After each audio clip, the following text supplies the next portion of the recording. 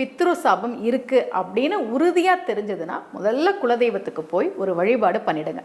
ஒரு அர்ச்சனை பண்ணிவிட்டு கோவிலில் கொஞ்சம் நேரம் இருந்துட்டு வாங்க. அதன் பிறகு திருச்சியில் லால்குடி பக்கத்தில் மாந்துரைன்னு ஒரு ஊர் இருக்குது. அந்த ஊரில் ஸ்ரீ ஆம்ரவனேஸ்வரர் என்கிற திருநாமத்தோடு சிவபெருமான் அருள்பாலிக்கிற தலம், 7 தலைமுறை சாபத்தை நீக்கக்கூடிய தலம் அந்த திருத்தலம்.